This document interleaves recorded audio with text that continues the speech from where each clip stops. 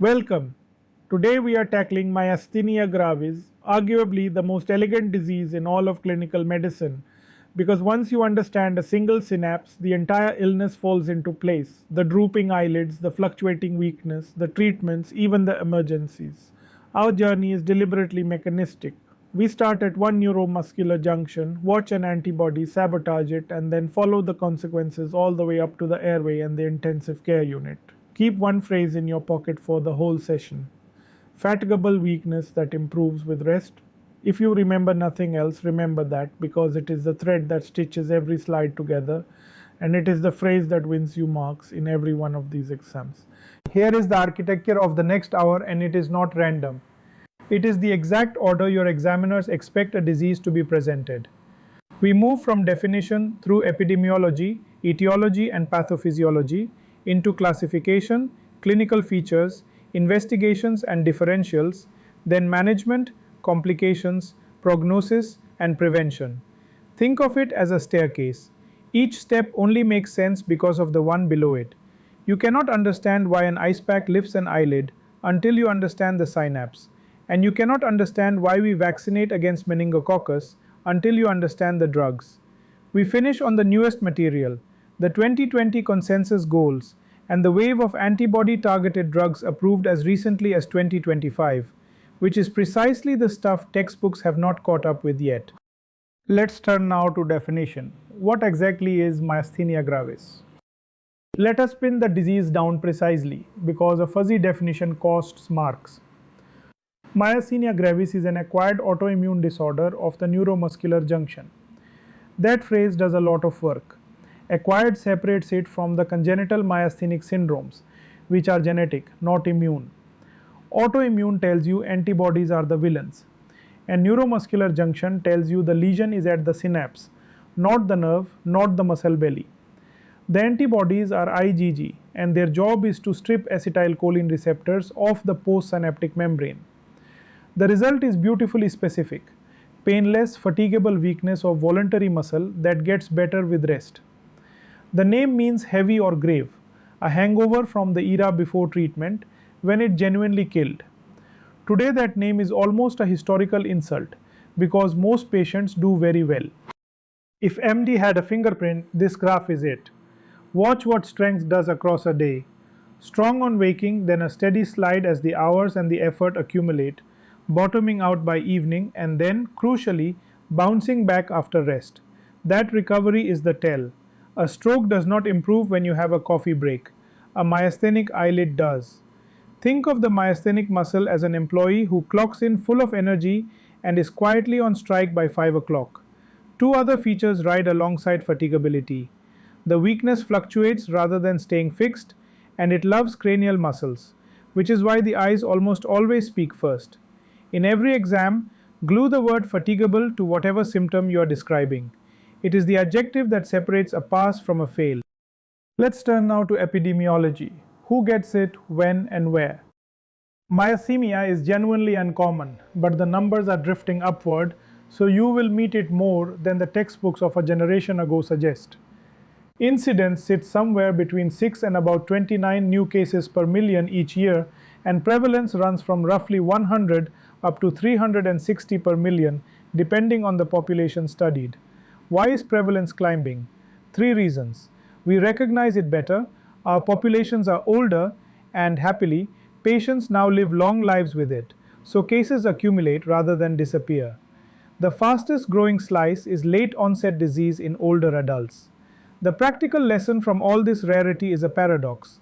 Because you rarely see it, you must consciously keep it on your differential, or you will walk straight past the drooping eyelid in front of you. And note the optimistic figure: about 1 in 5 achieve a lasting treatment-free remission. Myasthenia has a split personality when it comes to age, and examiners adore this. Picture 2 peaks on the graph. The first is young women in their 20s and 30s, early onset disease, which tends to come with a hyperplastic thymus. The second is older men in their 50s and 60s, late onset disease, and the group where you must actively hunt for a thymoma, because a thymic tumor in anyone over 40 is guilty until proven innocent. Add the 2 peaks together and women come out ahead overall. at a female to male ratio of about 3 to 2. A neat way to hold it. Young women and old men bookend the disease. If a question gives you a 30-year-old woman with ptosis or a 60-year-old man with dysphagia, myasthenia should be lighting up immediately. Where you practice changes what myasthenia looks like. So this is worth a mental map. First, juvenile onset disease. In Western countries, it is a rarity in children, but in parts of East Asia, it can account for more than half of all cases, and it tends to stay ocular. Second, the MuSK antibody subtype has a geographic accent. It turns up more often around the Mediterranean and in southern populations than in northern Europe. And prevalence itself swings enormously between regions, anywhere from a couple to a few hundred per million, shaped by ancestry, healthcare access, and how hard people look. The take home is simply that a single mental picture of the typical patient will mislead you if you cross borders. A myasthenic child in Seoul and a myasthenic grandmother in Stockholm are both textbook, just different chapters of the same book. Let's turn now to the normal junction. You cannot break what you do not understand. Before we sabotage the junction, let us watch it work properly, because every symptom of myasthenia is just this sequence failing. A nerve impulse reaches the terminal and throws open voltage-gated calcium channels. Calcium rushing in triggers the release of acetylcholine, packaged in little vesicles called quanta, 150 to 200 of them per impulse. The acetylcholine sprints across a deliberately narrow cleft and docks onto the alpha subunits of the receptor. That opens the channel, sodium floods in, and the membrane depolarizes into an end plate potential. If that potential is big enough, it ignites a full muscle action potential and the fiber contracts. Then acetylcholinesterase mops up the transmitter, the off switch. Notice the design philosophy: dense receptors, deep folds, a narrow cleft. It is engineered with a huge safety margin, and myasthenia is the story of that margin being eroded. 6 proteins run this junction, and knowing their names turns myasthenia from a list into a story. The headliner is the acetylcholine receptor itself, a 5-part protein and the target in about 85% of patients. Next is MuSK, a tyrosine kinase whose day job is clustering those receptors tightly together. It is the target in roughly 10%.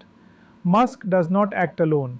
Nerve-released agrin binds a protein called LRP4, and that agrin-LRP4 handshake switches MuSK on. LRP4 antibodies show up in a small 1 to 3%. Finally, Rapsin and DOK7 are the downstream bolts that pin receptors in place. They rarely feature in autoimmune disease, but are the culprits in the congenital myasthenic syndromes.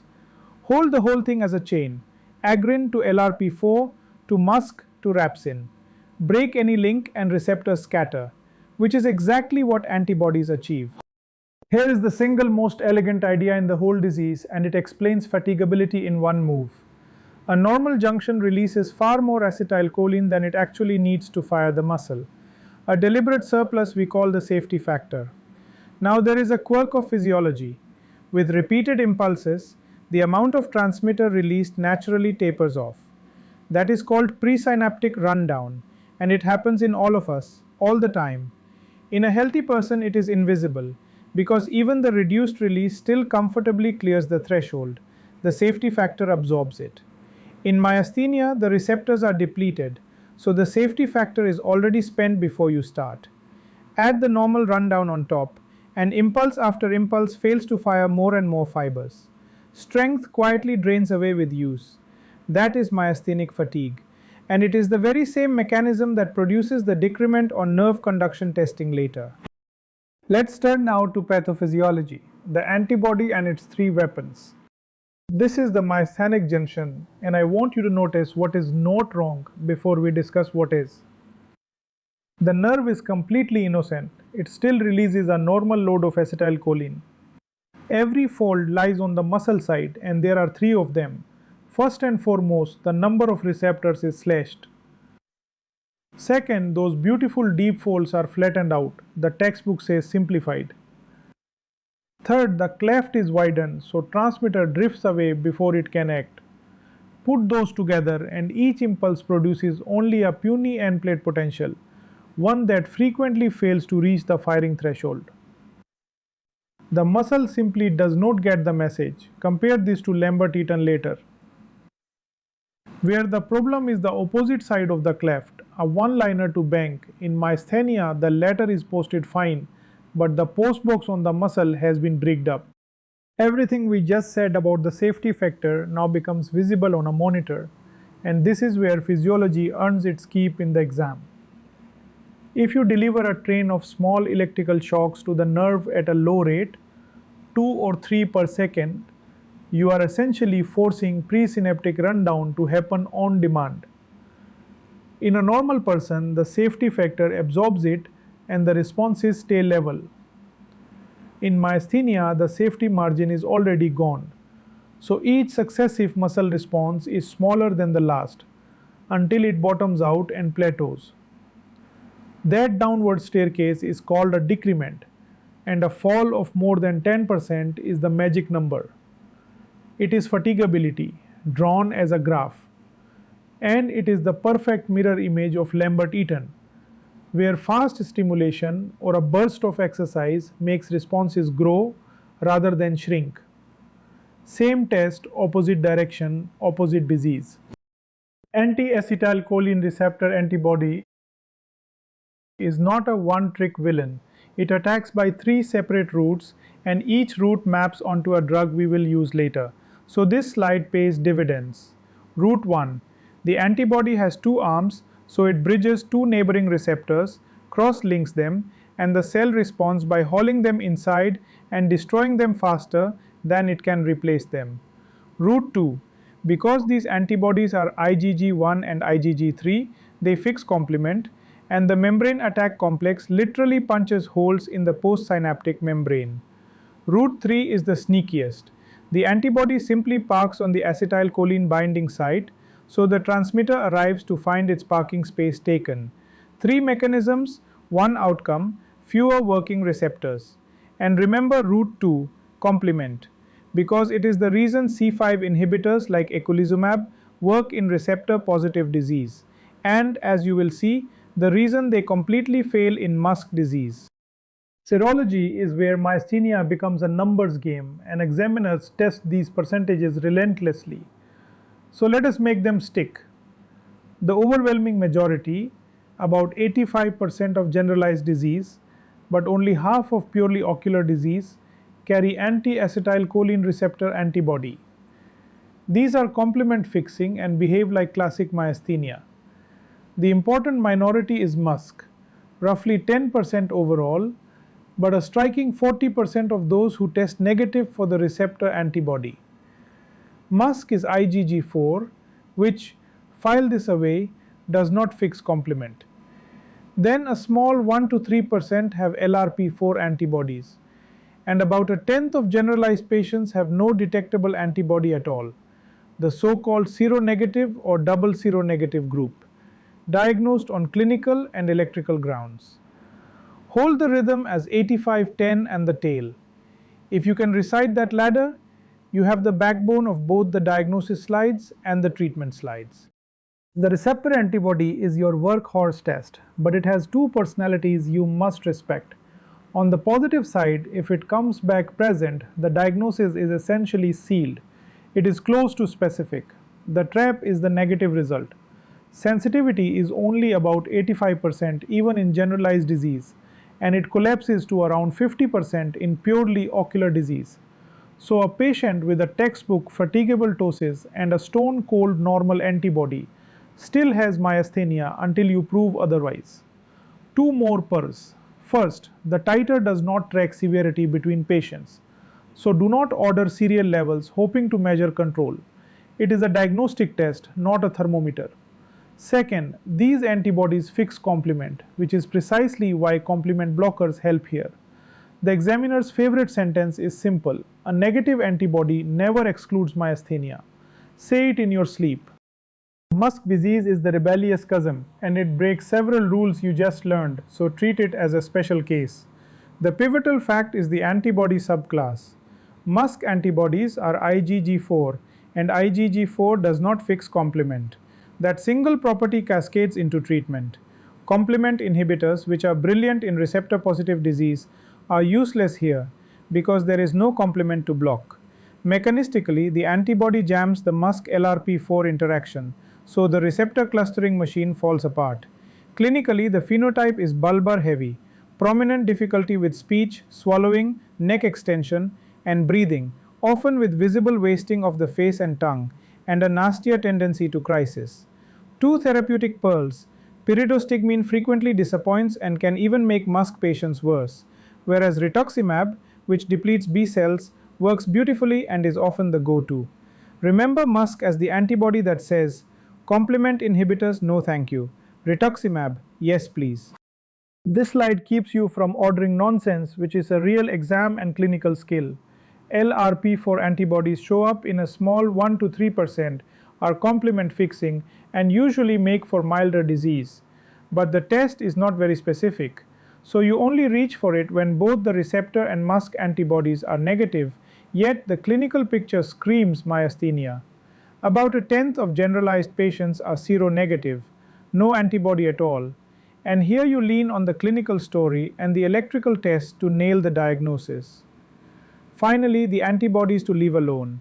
Titin and striated muscle antibodies are not pathogenic and do not confirm either myasthenia or a thymoma, so ordering them mostly buys you confusion. Agrin is a research curiosity.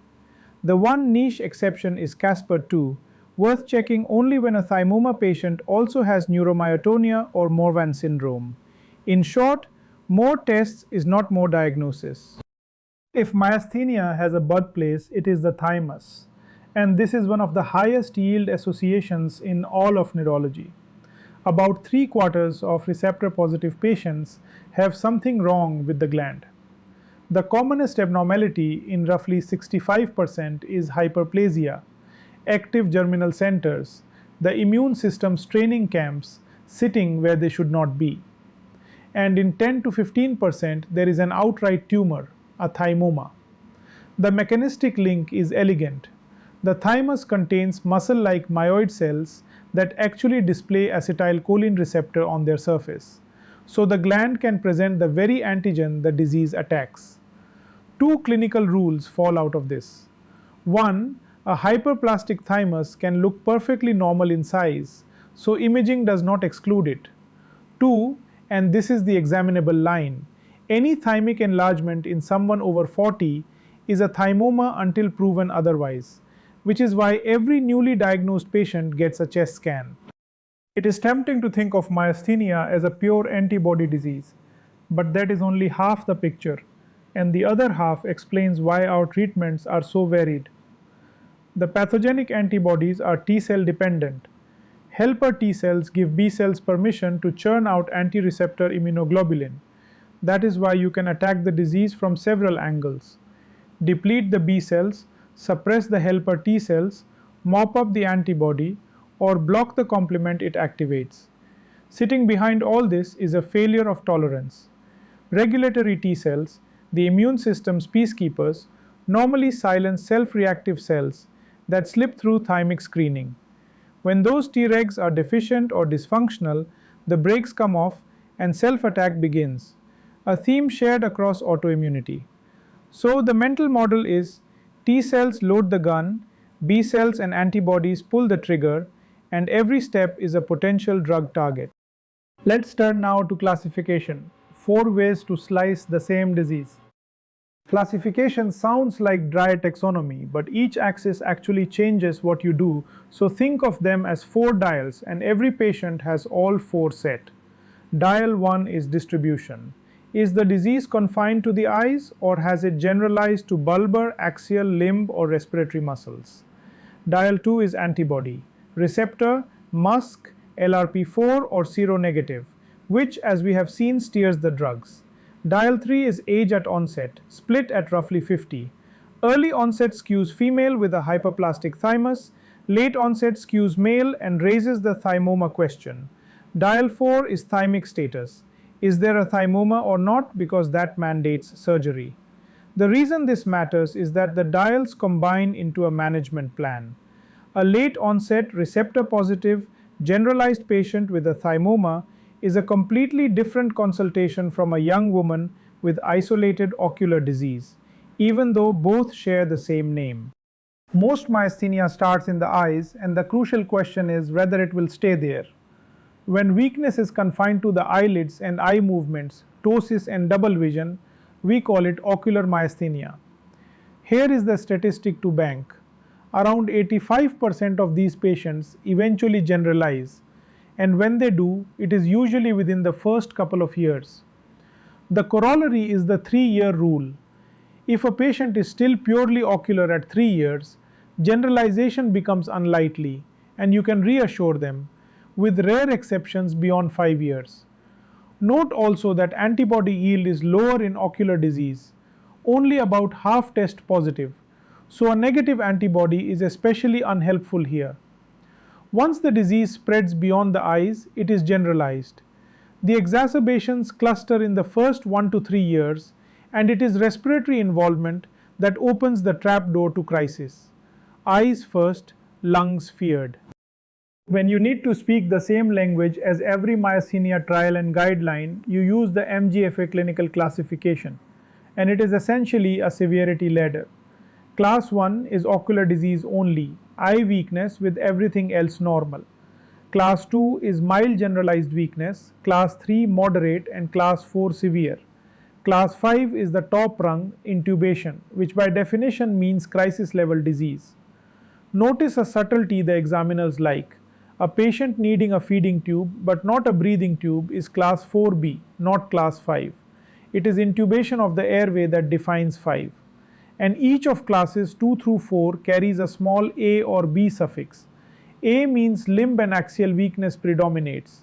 B means the bulbar and respiratory muscles lead. So a MuSK patient being bulbar dominant tends to sit in the B columns. Learn it as 1 to 5, worst at the top, with A and B for limb versus bulbar.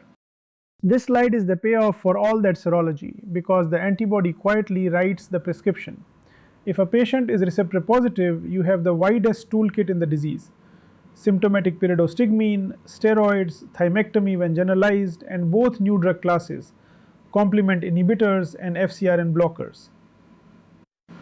If they are MuSK positive, the logic inverts. Complement drugs are off the table because IgG4 does not fix complement, pyridostigmine may actually worsen them, and rituximab moves to the front of the queue.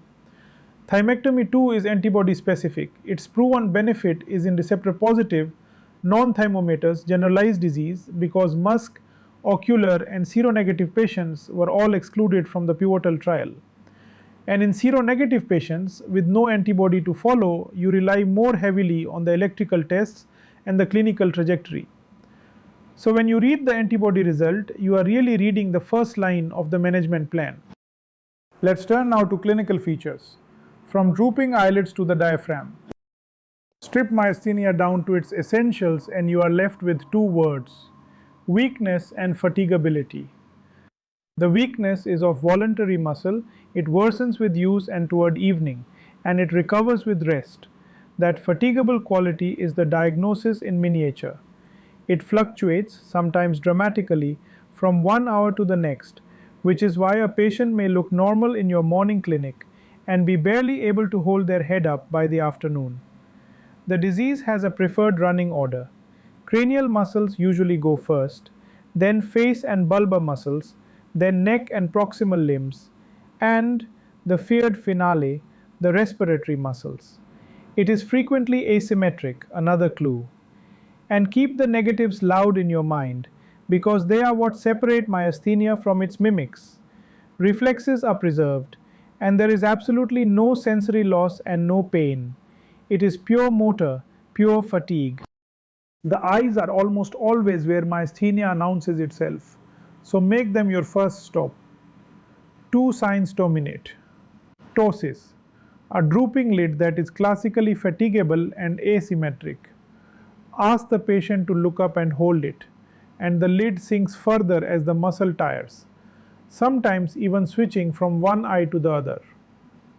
And diplopia, double vision from weakness of the extraocular muscles, which crucially does not confine itself to one cranial nerve's territory the way a discrete nerve palsy would. It can be any muscle, any direction. Both improve transiently with cooling and rest, which is exactly what the ice pack test exploits. But the single most important discriminator on this slide is a negative. The pupil is always spared in myasthenia. If you see a blown or sluggish pupil, stop thinking myasthenia and start thinking third nerve compression. The eyelids are the canary. The pupil is the alibi. Once the disease moves past the eyes, it goes for the face and the bulbar muscles. And the findings here are wonderfully characteristic. Weak facial muscles mean that when the patient tries to smile, the mouth pulls sideways into what is described as a snarl rather than a grin. They cannot bury their eyelashes on eye closure, and they cannot puff out their cheeks or whistle. The voice changes too, either a nasal quality because a weak palate lets air escape through the nose, or a slurred, mushy dysarthria from a tired tongue, and sometimes frank hoarseness. And then chewing and swallowing. The jaw gives out halfway through something tough like steak, and swallowing becomes unsafe, with liquids coming back down the nose, or more dangerously, going down the wrong way. That last one, dysphagia with aspiration risk, is a genuine red flag, and it is especially prominent in MuSK disease. The face tells the story, but the swallow is what can hurt them. Let us finish the anatomy and then hammer the negatives, because the negatives are worth as many marks as the positives. When weakness spreads to the trunk and limbs, two patterns emerge. The neck extensors give way, producing the dropped head appearance, and limb weakness is characteristically proximal, shoulders and hips more than hands and feet, though a minority present with distal drop of a finger, wrist or foot. Most feared is the respiratory group. When the diaphragm and intercostals weaken, you are one infection away from crisis. Now the negatives, and please tattoo these on. Myasthenia causes no sensory loss, no pain, the reflexes stay intact, and the pupils and autonomic system are untouched. If your patient has numbness or pain or absent reflexes or a dodgy pupil, the diagnosis is almost certainly not myasthenia. Go back and reconsider. Pure motor, fatigable, reflexes preserved. That quartet is the signature.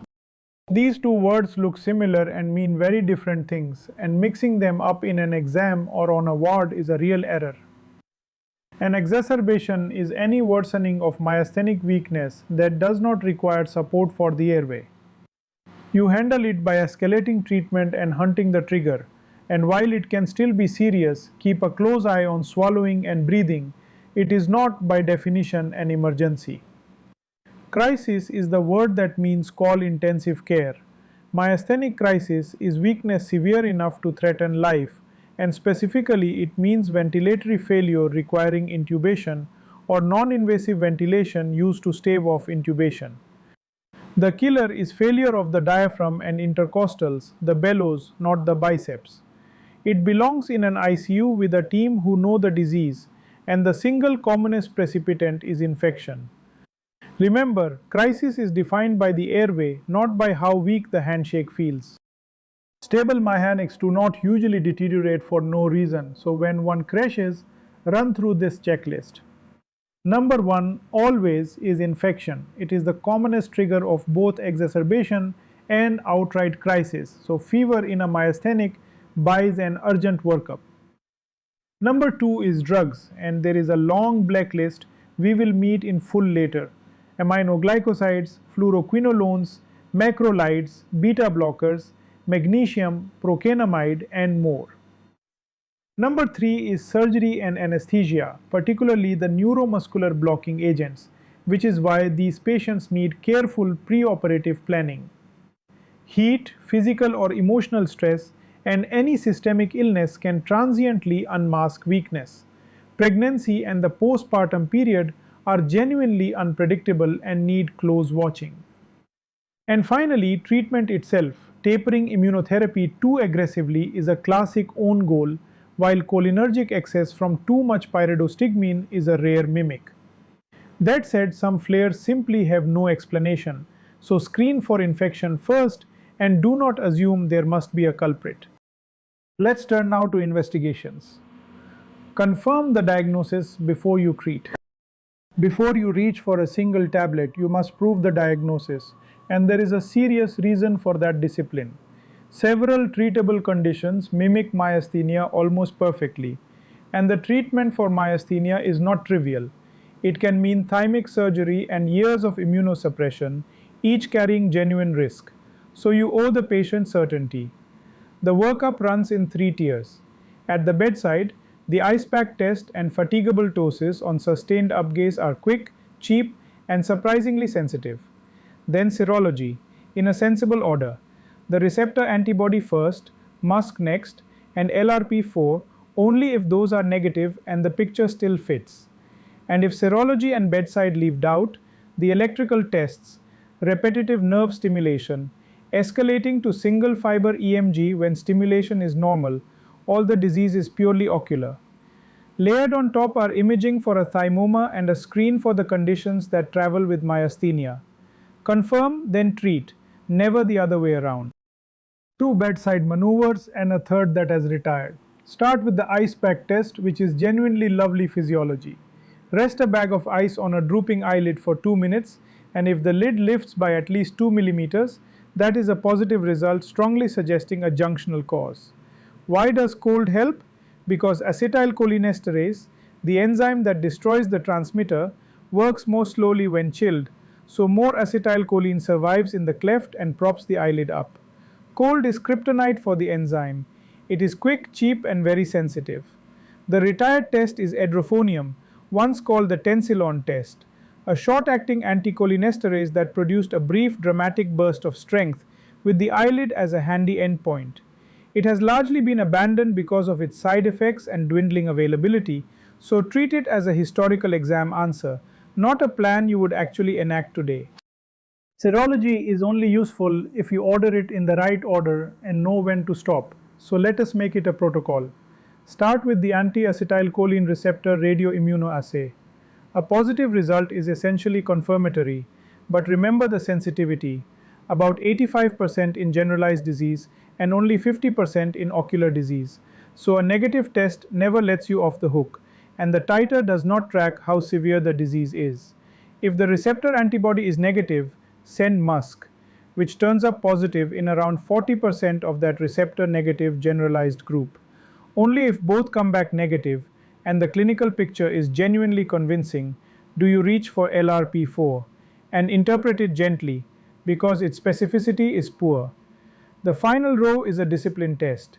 Do not order titin, striated muscle, or agrin antibodies routinely because they are not pathogenic and confirm neither the disease nor a thymoma. Receptor, then MuSK, then LRP4, and know when to put the pen down.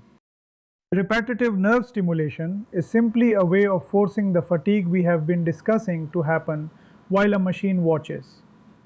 You deliver a train of shocks at a deliberately low rate, 2 or 3 per second, slow enough that the presynaptic rundown gets ahead of recovery in a myasthenic. The abnormal finding is a decrement of more than 10% between the first response and the 4th or 5th, the staircase down, then a plateau. 2 practical points that examiners love. First, hold anticholinesterase drugs for 12 to 24 hours beforehand if it is safe, because pyridostigmine can iron out the decrement and hide the diagnosis. Second, test weak or proximal muscles, because that is where the yield lives. Stimulating a healthy muscle tells you nothing. And crucially, a normal study does not exclude myasthenia, which is exactly when you escalate to the far more sensitive single-fibre EMG. Single-fibre EMG is the most sensitive test we have for myasthenia, and understanding it just needs one image. The electrode records 2 muscle fibers belonging to the same motor unit, fibers that should fire in near perfect lockstep because they share a nerve. In myasthenia, the shaky transmission means the timing between them wobbles, and that wobble is called jitter. When it gets bad enough, one fiber intermittently drops out altogether, which we call blocking. Importantly, the fiber density is normal, telling you the muscle itself is intact, and the fault is purely in transmission. The great strength is sensitivity. It lights up even when repetitive stimulation is normal and even in pure ocular disease. But, and this is the catch examiner's test, it is not specific. Jitter appears in other junctional and even neurogenic disorders, so a positive single-fiber study supports myasthenia in the right context but cannot clinch it in isolation. Sensitive, yes. Specific, no. Two imaging questions in myasthenia, and the first is non-negotiable. Every newly diagnosed patient gets a scan of the chest, CT or MRI, to look for a thymoma because 10 to 15% have one, and a thymoma is a surgical problem in its own right regardless of the myasthenia. Age matters in reading it. A thymic shadow can be perfectly normal in a young adult, but enlargement in anyone over 40 is suspicious until proven otherwise. This scan directly steers the thymectomy conversation. The second question applies when the disease is confined to the eyes or cranial nerves. Here you should also image the brain and orbits because a compressive lesion, say a meningioma pressing on the nerves to the eye muscles, can produce diplopia and ptosis that impersonate myasthenia. So, chest for everyone, and brain plus orbits when the picture is purely ocular. Two scans, two very different questions. Myasthenia rarely travels alone, and this screen protects the patient both from coexisting disease and from the treatments you are about to start. Thyroid dysfunction in either direction worsens myasthenic weakness, so thyroid function tests are mandatory in everyone. Other autoimmune diseases cluster with it, so a positive family or personal history of lupus, rheumatoid arthritis, thyroiditis, or neuromyelitis optica should not surprise you. Send an ANA and rheumatoid factor. Then the pre-treatment checks, because you are heading toward immunosuppression.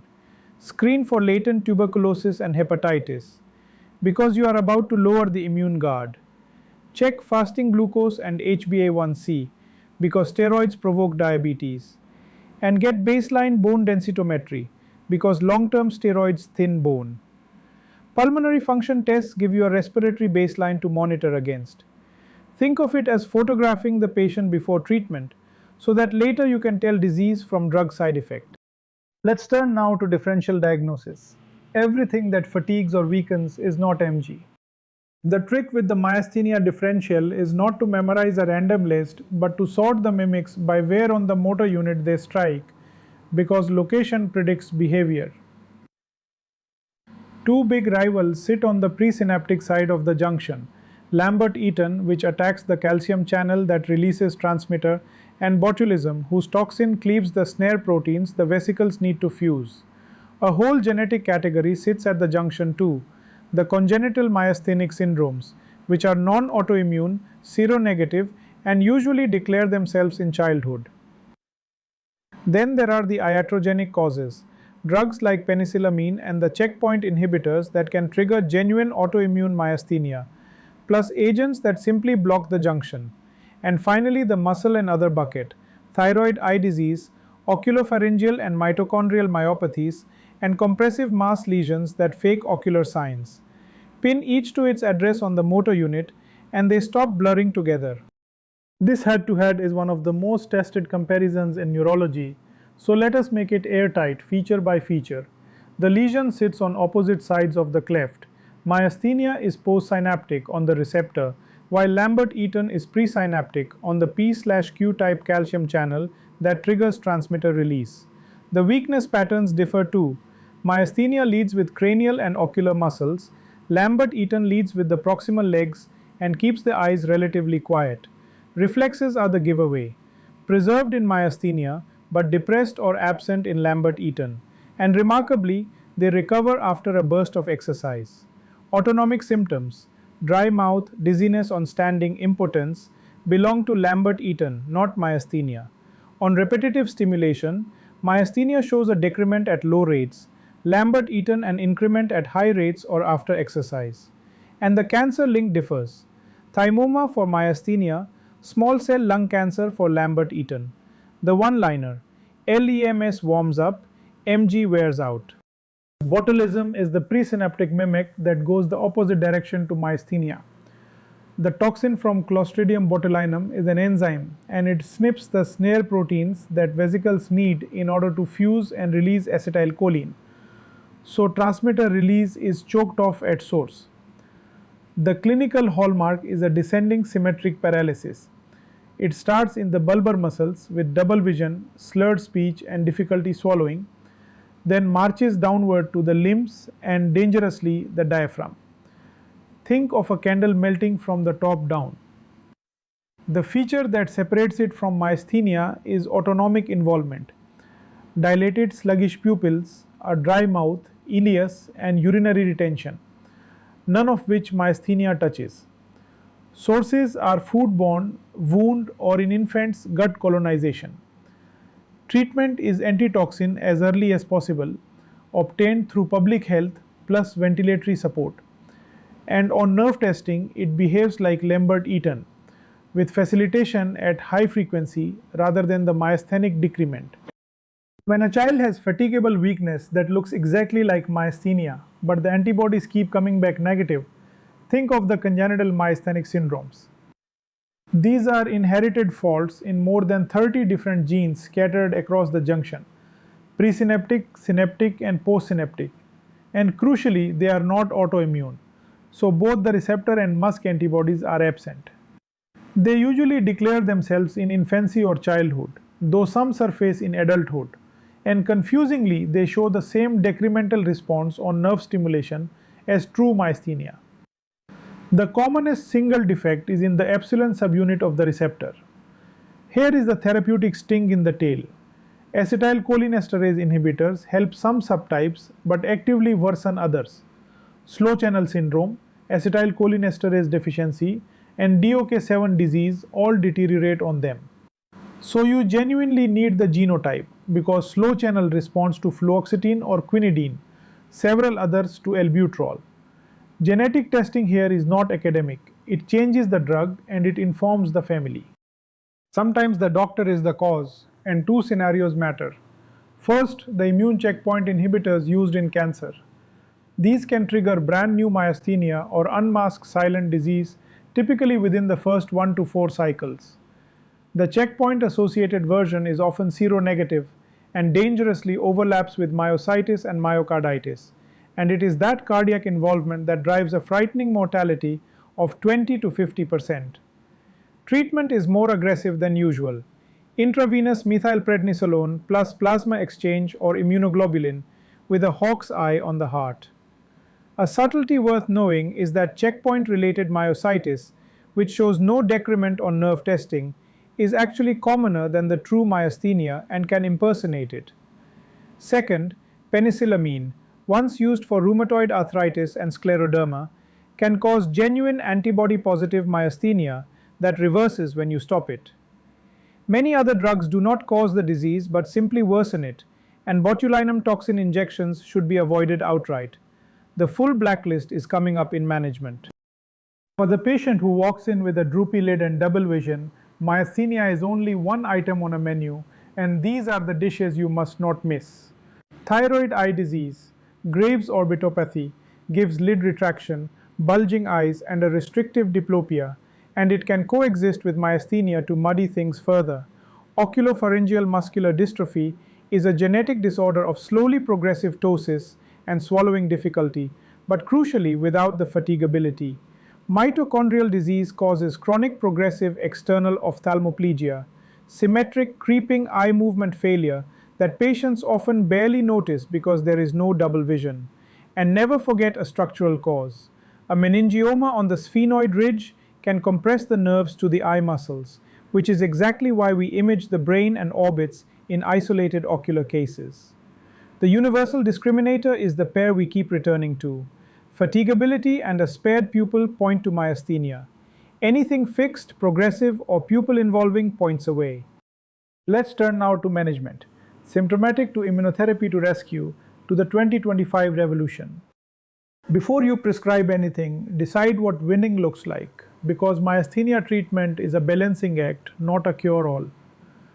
The internationally agreed target from the 2020 consensus guidance is to get the patient to a state called minimal manifestations or better, meaning no functional limitation from the disease, while keeping treatment side effects to no worse than mild.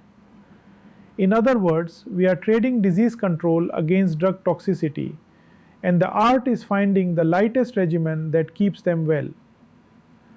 The reassuring headline is that with proper therapy, nearly all patients return to full productive lives. It helps to think on 3 time horizons. Short-term rescue when you need strength in days, plasma exchange or immunoglobulin. Intermediate agents that act over 1 to 3 months, steroids, calcineurin inhibitors, rituximab, and the new complement and FcRn drugs. And long-term controllers that take months to years, azathioprine, mycophenolate, and thymectomy where it is indicated. Match the tool to the time scale. Here is the whole of management on one page, and it branches into 3 roads depending on where the patient sits. Everything starts at the top with the same 2 steps. Confirm the diagnosis and screen for associated conditions. Then the fork. If the disease is purely ocular, you keep it simple. Pyridostigmine first, a low-dose steroid if that is not enough, and imaging of the brain and orbits if anything looks atypical. If the disease is generalized, you combine pyridostigmine with immunotherapy. You actively evaluate the patient for thymectomy, mandatory if there is a thymoma, and beneficial in receptor-positive generalized disease. And you escalate through steroid-sparing agents and the newer complement or FcRn drugs as needed. And if the patient is in crisis, this is an intensive care problem. Secure the airway, deliver rescue therapy with plasma exchange or immunoglobulin, and chase the trigger, which is usually an infection. Same diagnosis, 3 very different journeys. Pyridostigmine is where almost everyone starts, but understand exactly what it does and does not do. It blocks acetylcholinesterase, the enzyme that destroys the transmitter, so more acetylcholine lingers in the cleft and gets more chances to activate the surviving receptors. You typically start at 30 to 60 milligrams every 3 to 4 hours. It kicks in within 15 to 30 minutes and wears off in 3 to 4, so you can cleverly time a dose before meals in a patient who struggles to chew and swallow. The ceiling of useful dosing is around 3 to 400 milligrams a day. But here is the crucial framing. It is purely symptomatic. It makes the patient stronger for a few hours and does nothing to the underlying autoimmunity. The side effects are muscarinic, the SLUDGE picture of diarrhea, cramps, salivation, and sweating, because you have boosted acetylcholine everywhere, not just at muscle. 2 warnings. MuSK patients often do badly on it and may worsen, and piling on more drug can paradoxically cause weakness through cholinergic excess. More is not better. Thymectomy trips people up because it answers 2 completely different questions, and you must keep them apart. Question 1 is oncological. If there is a thymoma, it comes out, full stop. The reason is the risk of local spread. Even though most thymomas are histologically benign, leaving one in situ is not an option, and this indication has nothing to do with how bad the myasthenia is. Question 2 is immunological. Should you remove a normal thymus purely to treat the disease? Here the answer is nuanced. It is offered to patients with non-thymomatous, receptor-positive generalized disease, and this is examinable. It is never an emergency. You optimize the patient's strength first, using immunoglobulin or plasma exchange if they are weak, and only then operate. A myasthenic in crisis does not go to theater. Increasingly, the surgery is done through minimally invasive approaches, and the evidence that thymectomy actually helps the disease comes from one landmark trial, which is our very next slide. MGTX is the trial that turned thymectomy from tradition into evidence, so know its shape. It randomized patients with non-thymomatous, receptor-positive, generalized myasthenia to one of 2 arms, thymectomy plus prednisone or prednisone alone. The results favored surgery on 3 fronts. Patients who had their thymus removed ended up stronger and more functional on clinical scoring. They needed less prednisone and fewer additions of second-line immunosuppressants like azathioprine, and they had fewer hospital admissions for flare-ups over the follow-up period. That is a compelling package. better disease control with less drug. But the single most important thing to carry out of this slide is who was left out. The trial specifically excluded ocular-only, MuSK-positive and seronegative patients, so you cannot extrapolate the benefit to them. If an exam stem offers thymectomy for a MuSK patient, that is a trap. Thymectomy is proven for receptor-positive generalized disease, and only there. Steroids are the dependable workhorse of myasthenia immunotherapy. They produce improvement in the great majority of patients, but they hide one dangerous trap. First, how to use them. Give prednisone as a single morning dose. In ocular or mild disease, you can start low, around 15 to 25 milligrams a day, and climb stepwise. In severe or hospitalized patients, you may start high for speed. And that is exactly where the booby trap lies. High-dose steroids can transiently make myasthenia worse in the first week or two, the so-called steroid dip, occasionally tipping a fragile patient into crisis. So in severe cases, you protect them first with immunoglobulin or plasma exchange before the steroid takes hold.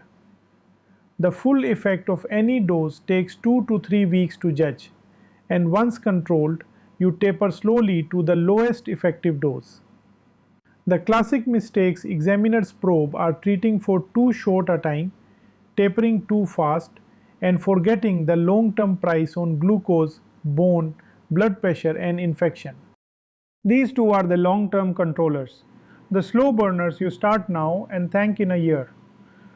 Azathioprine has the longest track record.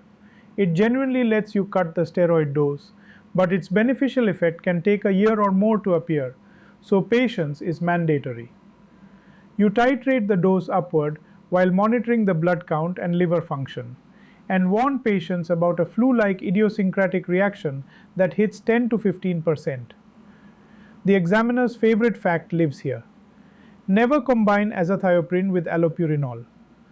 They share the same metabolic pathway, so allopurinol lets azathioprine accumulate to toxic levels and wipe out the bone marrow. A lethal combination question that comes up again and again. Mycophenolate is the alternative, 1 to 1.5 grams twice daily, and it is neat because it selectively starves lymphocytes of the purines they uniquely depend on. Its benefit is also delayed. Its main nuisance is diarrhea, and although a couple of trials were technically negative, most experts blame the trial design, and it remains widely used and guideline endorsed. When azathioprine and mycophenolate are too slow, the calcineurin inhibitors, cyclosporin and tacrolimus, offer a quicker route to control, and that speed is their selling point. But you pay for it in monitoring and toxicity, so they are not a casual choice. Dosing is weight-based, cyclosporin at roughly 4 to 5 milligrams per kilogram per day, tacrolimus at a much smaller 0.07 to 0.1, and both are steered by trough blood levels measured about 12 hours after the dose. The downside is a familiar transplant medicine list: nephrotoxicity, hypertension, and a thicket of drug interactions that can push levels up or down unpredictably, with cyclosporin the worst offender. So the practical positioning is this: reach for them when you genuinely need faster onset than the slow burners can give, and are prepared to watch the kidneys, the blood pressure, and the drug levels closely. Faster, yes, but higher maintenance. Rituximab is the B-cell depleter, and its personality is best understood by who it helps most. It is a monoclonal antibody against CD20 which strips out B lymphocytes, the cells that ultimately make the pathogenic antibodies. Its standout niche is MuSK disease, where it works so well it is frequently the treatment of choice, and it can induce remissions so durable that some MuSK patients go 2 or 3 years between courses. But let us be honest about the evidence in receptor-positive disease, because it is nuanced. A large American trial in receptor-positive generalized myasthenia was negative, though many of those patients had long-standing refractory disease that had already failed everything. More encouragingly, a Swedish trial in brand new onset myasthenia found that a single 500 mg infusion got more patients to minimal manifestations by 48 weeks. So the emerging story is brilliant for MuSK, promising early in disease and still being worked out for chronic receptor-positive cases. Two very different tools share this slide. On the left, cyclophosphamide, the sledgehammer we reach for only in the rare, genuinely refractory patient who has exhausted everything else. At high doses, it wipes out mature lymphocytes while sparing the blood-forming stem cells, which is what makes recovery possible. But it is potent enough that it should only be used in centers that know the protocol, and maintenance immunotherapy usually follows to hold the gain. On the right, a preview of the rescue duo we will cover next, plasma exchange and immunoglobulin. The key contrast with everything else in this section is speed.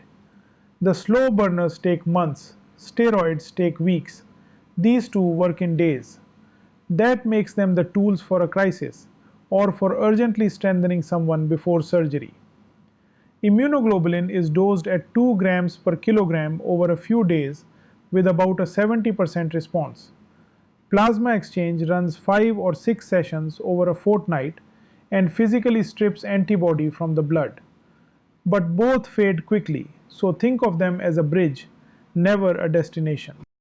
These two rescue therapies share the same job but get there differently, and examiners like the contrast. Plasma exchange is the brute force option.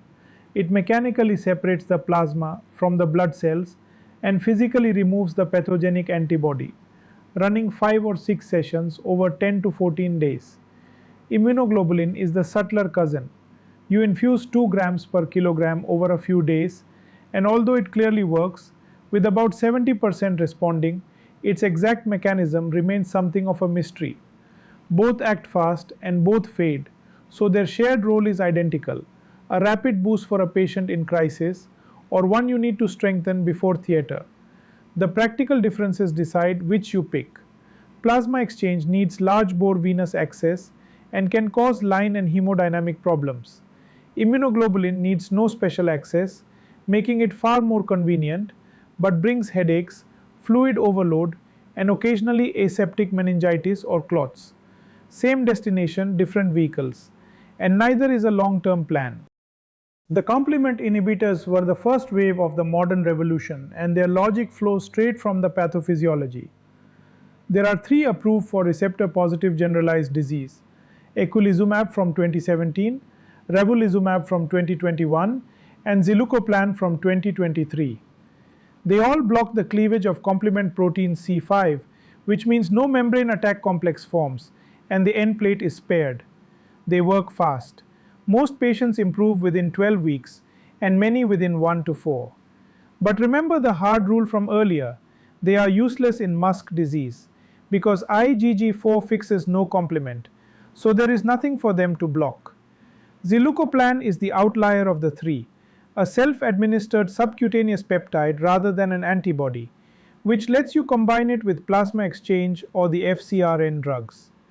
And the safety headline you must never forget: blocking complement throws the door open to meningococcus, so you vaccinate against it at least 2 weeks before starting, quadrivalent and the B strain vaccine, with penicillin cover if you cannot wait.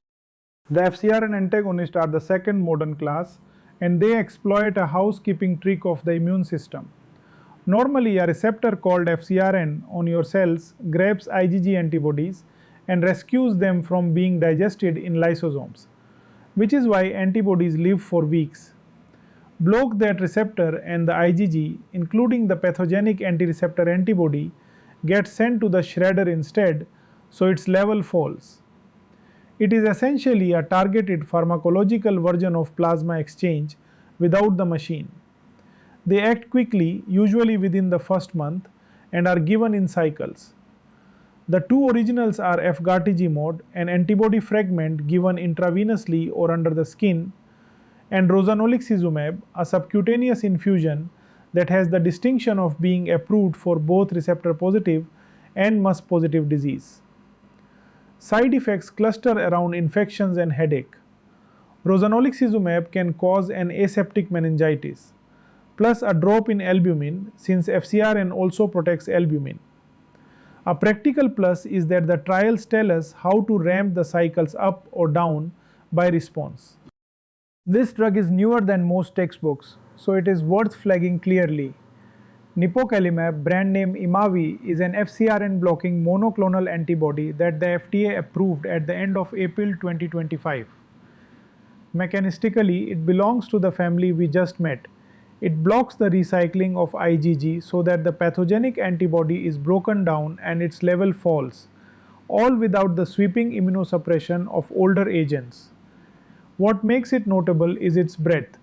It is approved for generalized disease that is either receptor positive or MuSK positive, and it is licensed down to age 12, the first FcRn blocker to reach adolescence. So its label covers something like 95% of the generalized myasthenia population.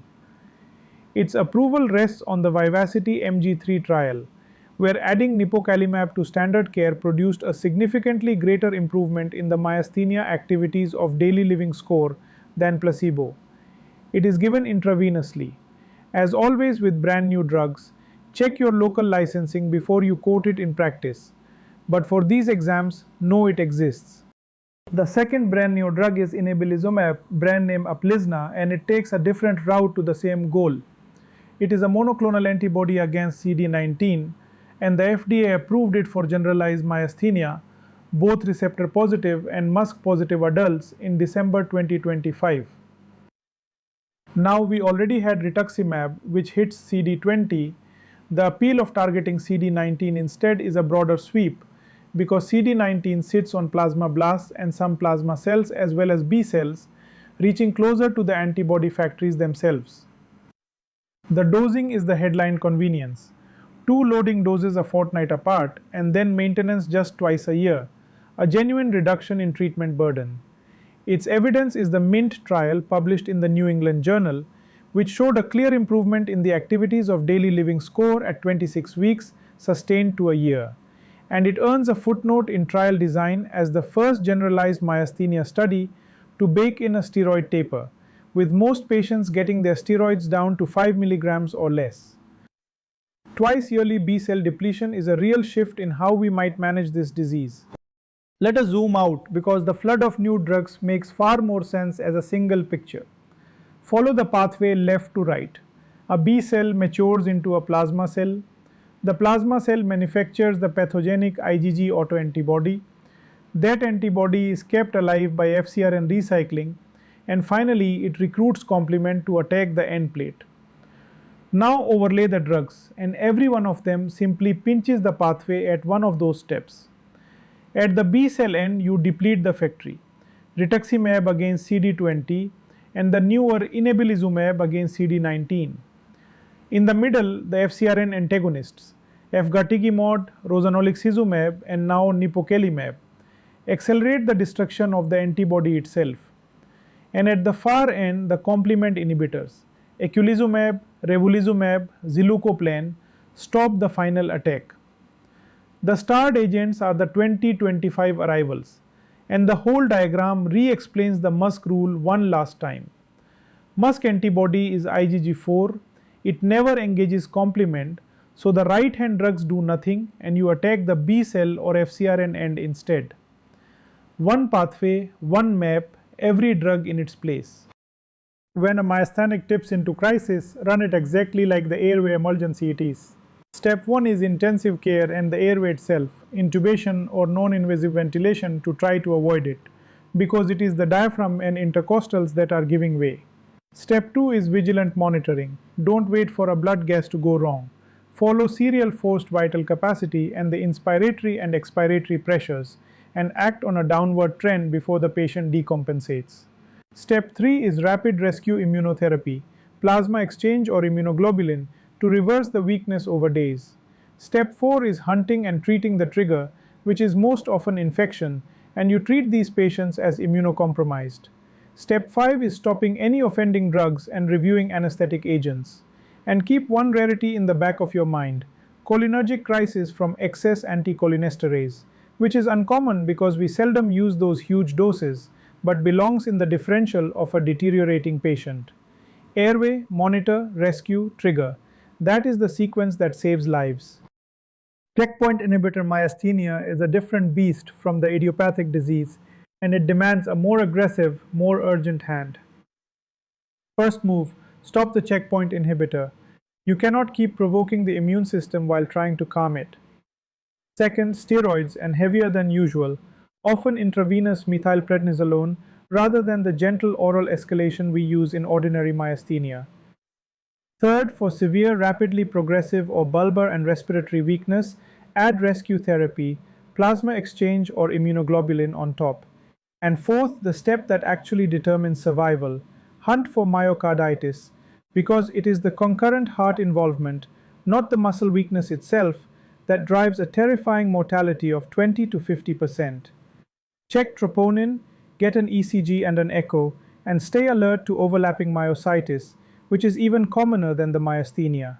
Complement inhibitors have recently been reported to help the receptor-positive cases complicated by myositis and myocarditis. Treat it fast, treat it hard, and never take your eye off the heart. This blacklist is one of the highest yield safety slides in the whole topic because these are drugs your patient may be handed by someone who does not know they have myasthenia. Group them and they are easier to recall. 3 antibiotic classes head the list: aminoglycosides, fluoroquinolones, and macrolides, all capable of unmasking or worsening weakness, which matters enormously when you are treating the very infection that triggered a crisis.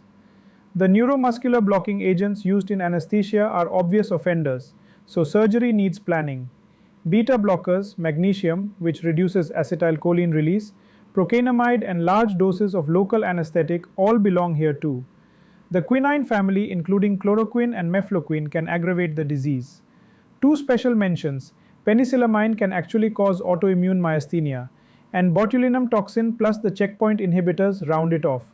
Finally, 2 interaction traps to bank. The calcineurin inhibitors have a web of drug interactions, and azathioprine with allopurinol devastates the marrow. Before any new prescription in a myasthenic, run it against this list. Let's turn now to complications and prognosis. From a once lethal disease to a livable one. Let us talk outcomes, and this is genuinely one of the most uplifting slides in medicine. Start with the natural history you can predict. The disease is at its most dangerous early, with maximum severity and the great majority of exacerbations packed into the first 2 to 3 years. After that turbulent opening, many patients settle onto a more stable plateau. The 3-year rule reappears here. If the disease has stayed confined to the eyes for 3 years, it usually stays ocular. Genuine spontaneous remission that lasts is uncommon, but it does happen in something like 1 in 5. Now the headline. The word gravis was earned in an era when this disease frequently killed, before we had ventilators and immunotherapy.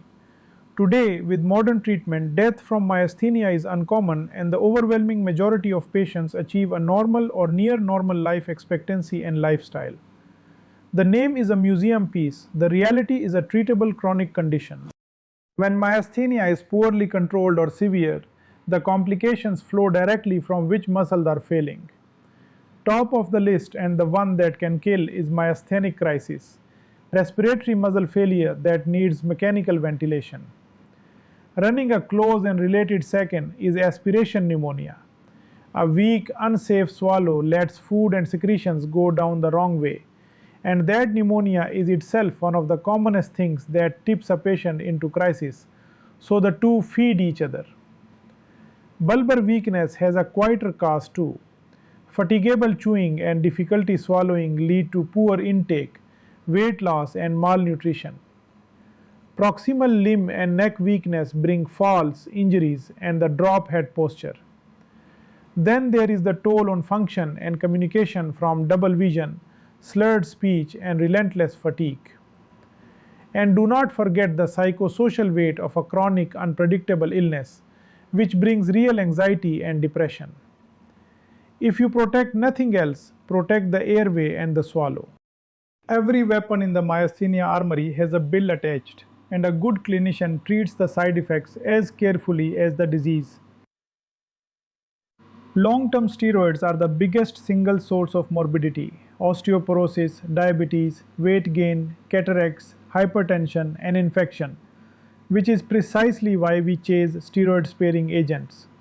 Those steroid sparers have their own costs. Azathioprine and mycophenolate can suppress the marrow, injure the liver, raise infection risk, and over many years modestly raise malignancy risk.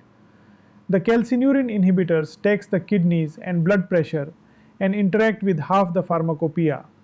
The complement inhibitors open the door to meningococcus, which is why vaccination is non-negotiable. The FcRn blockers bring infections and characteristically a low albumin because the receptor they block also protects albumin. And the B-cell depleters, rituximab and the new inebilizumab, carry infection risk, low immunoglobulins, and the rare but serious specter of PML. The common thread through all of them is infection, so vigilance is constant. Prognosis is not one number, it depends heavily on which myasthenia your patient has. Ocular disease carries the best outlook by far. It is never itself life-threatening, and the 3-year rule reassures you that if it has not generalized by then, it probably will not.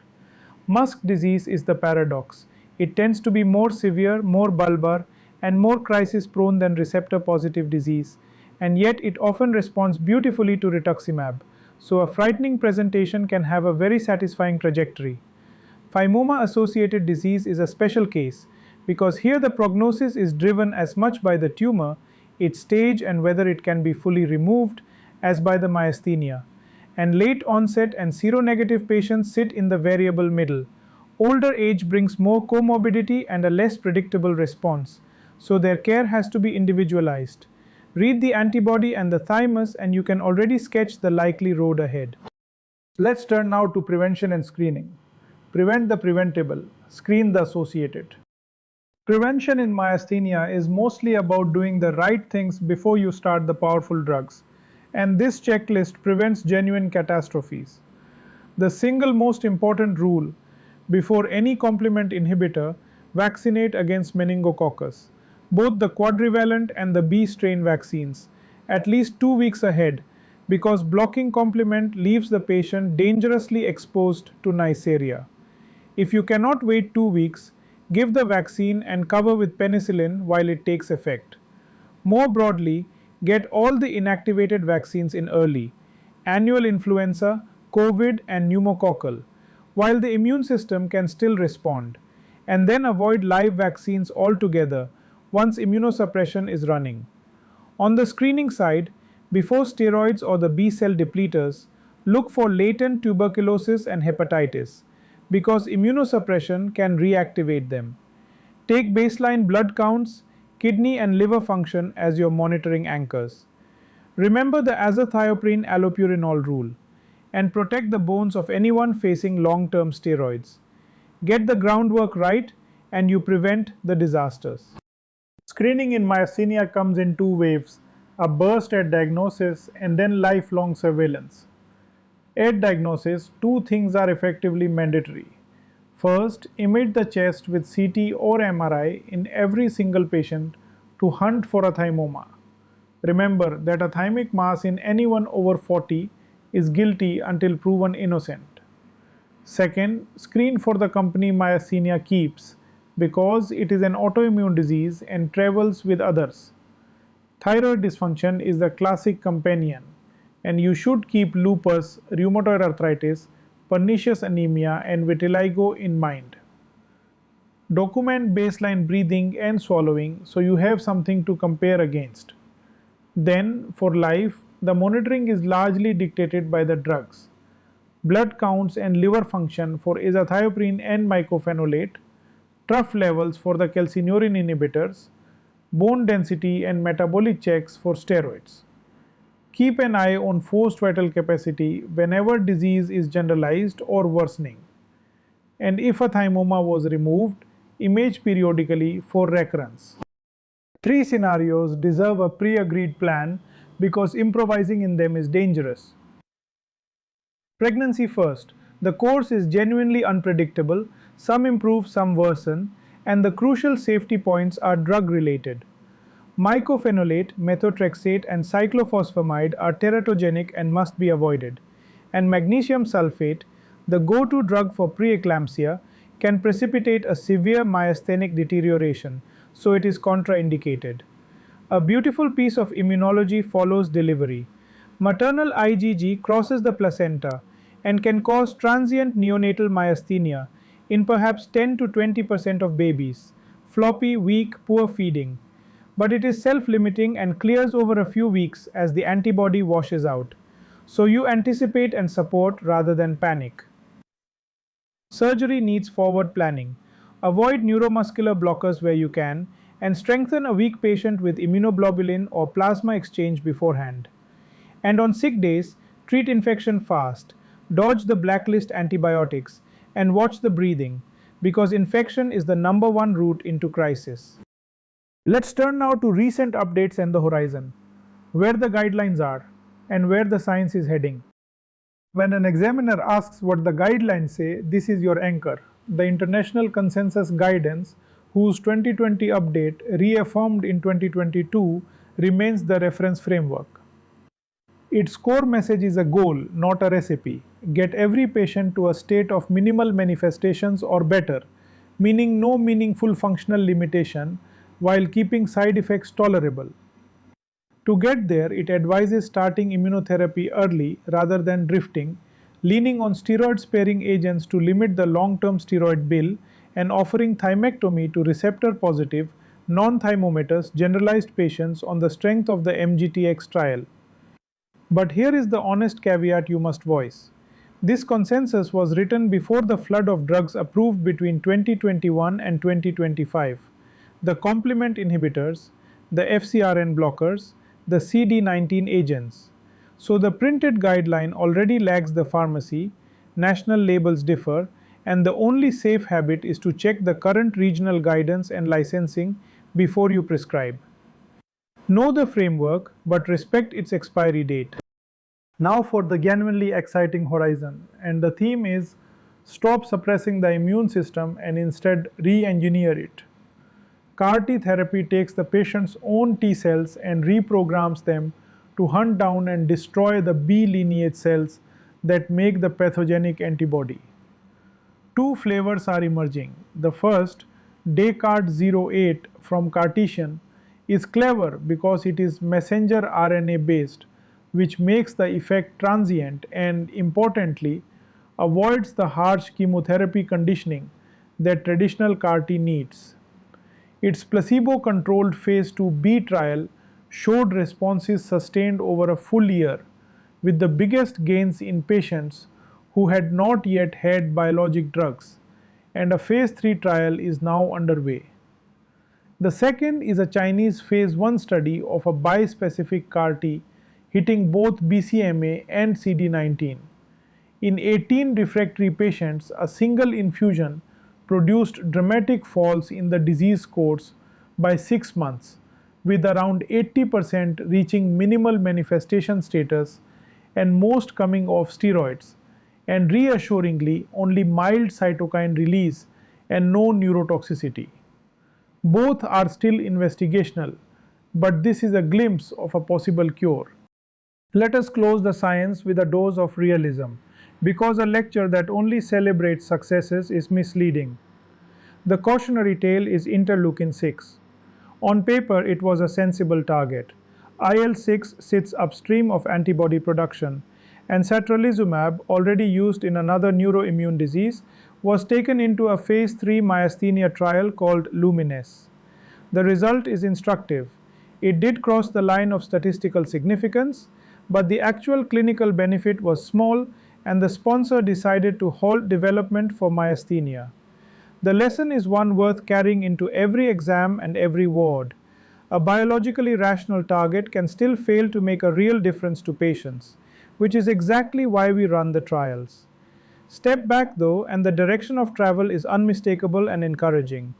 We are moving from blunt, whole immune system suppression toward precise antibody-targeted therapy, with the complement, FcRn, and CD19 drugs already in clinic, expansion into adolescents and MuSK disease underway, and cellular therapies on the horizon that hint, for the first time, at a genuine cure. Let's turn now to rapid revision. The night before, highest yield distillation. Let us distill the whole lecture into the lines that actually earn marks, starting with recognizing and confirming the disease. If you take one sentence away, make it this: fatigable weakness that improves with rest. That is myasthenia in 5 words. The eyes open the story with ptosis and double vision, and the pupil is always spared, which is your instant discriminator from a third nerve palsy.